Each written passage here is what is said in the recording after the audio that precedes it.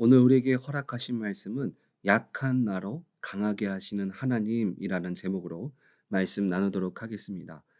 바울은 현재 대부분의 유대인들이 복음을 거부함으로써 멸망의 대상이 되었지만 그 중에 하나님께서 남겨두신 자들이 있음을 전해주고 있습니다.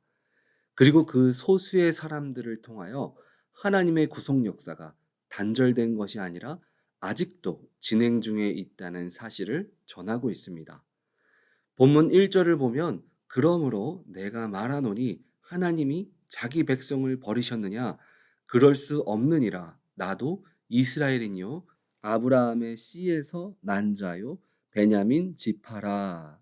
바울은 종교적 전통 때문에 주님을 받아들이지 않는 고집스러운 이스라엘 백성들을 꾸짖으면서도 자신의 옛 모습을 생각하게 되었을 것입니다. 본인도 예수님께서 직접 나타나셔서 만나주시지 않았다면 자신의 모습은 더하면 더했지 덜하지 않았을 것을 알고 있었을 것입니다. 그는 복음을 거부하는 것에서 끝나지 않고 복음 전하는 사람들을 박해까지 했던 그런 사람이었습니다. 나도 완전한 이스라엘 백성으로 선민의식을 갖고 있는 사람이었지만 지금 내 모습을 보면 분명 하나님을 위해서 남겨놓은 자가 분명 있다는 것을 본인을 증거 삼아 이야기해 주고 있습니다. 2절을 보면 하나님이 그 미리 아신 자기 백성을 버리지 아니하셨나니 너희가 성경이 엘리야를 가리켜 말한 것을 알지 못하느냐 그가 이스라엘을 하나님께 고발하되. 그러나 하나님께서 선택한 주님의 말씀을 받아들이는 사람들은 이스라엘 전부가 아니라 구별된 사람들이 있다는 것입니다. 이스라엘의 대부분 사람들이 바울이 전하는 복음을 잘못되었다고 이야기합니다. 그래서 세상의 그리스도인이라고 드러내지 못할 수도 있습니다. 하지만 엘리야가 마치 자기 인생이 끝인 것처럼 이야기하였지만 4절을 보면 그에게 하신 대답이 무엇이냐? 내가 나를 위하여 바알에게 무릎 꿇지 아니한 사람 7천 명을 남겨두었다 하셨으니 하나님이 전하고자 하는 진정한 복음을 위해 남겨놓은 7천 명처럼 지금 예수님을 믿는 자가 핍박당하는 지금도 주님께서 남겨놓은 자가 있으니 희망이 있다는 것입니다. 우리의 인생이 현재 벼랑 끝에 서 있는 상황 가운데 있을 수도 있습니다. 하지만 우리가 주님께서 준비해 놓으신 남겨놓은 자라면 두려워할 필요가 없다는 것입니다. 여러분은 주님께서 주님을 위해서 남겨놓은 기도의 일꾼이 되십니까? 우리의 신앙은 끝까지 어느 환경 속에서도 믿음에 남겨진 자로 주님의 말씀을 붙드는 자가 되어야 합니다. 5절에 말한 것처럼 그런즉 이와 같이 지금도 은혜로 택하심을 따라 남은 자가 있느니라. 비록 내가 힘들고 어려울지라도 주님을 향한 믿음을 붙들고 있다면 이미 우리들의 상황을 아시는 주님께서 엘리야의 때와 바울의 때 남겨진 자들을 통하여 다시 하나님의 나라를 세워나가셨던 것처럼 믿음을 지키는 우리들이 바로 은혜로 택함 받은 자들입니다. 다시 한번 예수 그리스도의 이름으로 세상 가운데 머리된 자로 세우심을 믿으시기 바랍니다. 그렇다면 우리가 믿음 안에서 택함 받은 자처럼 살아가지 못할 때 일어나는 현상들은 무엇이 있을까요? 그들은 점점 하나님과 가까이 하는 삶보다 멀어지는 삶이 되어집니다.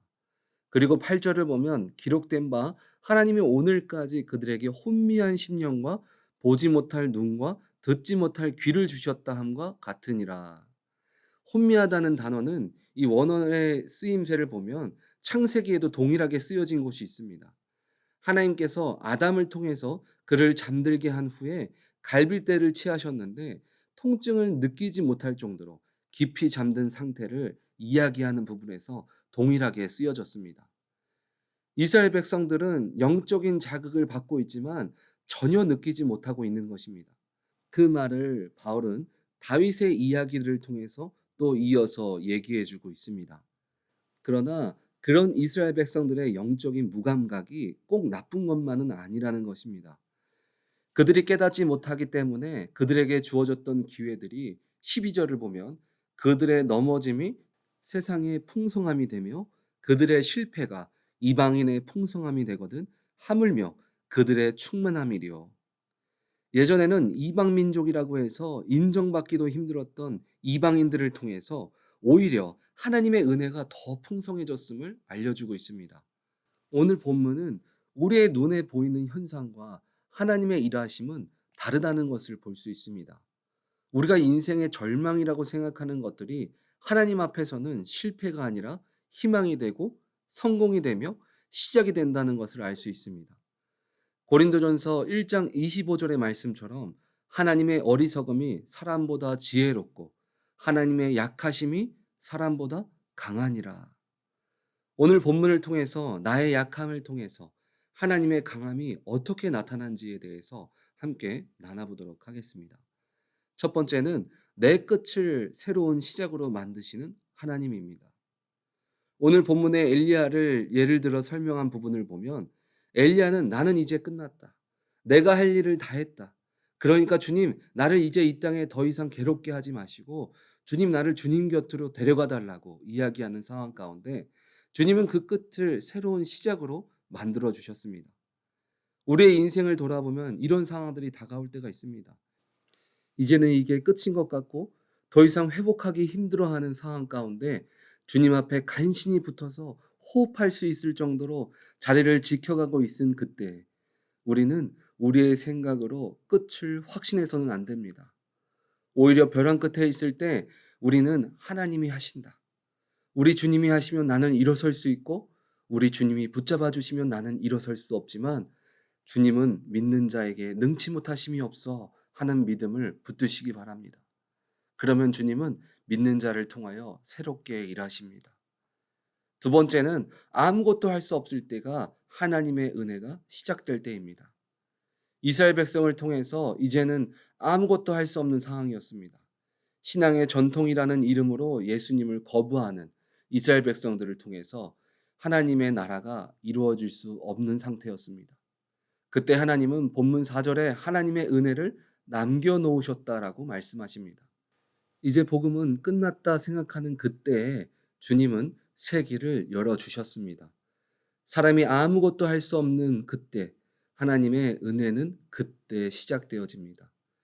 사도행전 16장을 보면 바울과 실라가 복음을 전하다가 옥에 갇히게 되었습니다.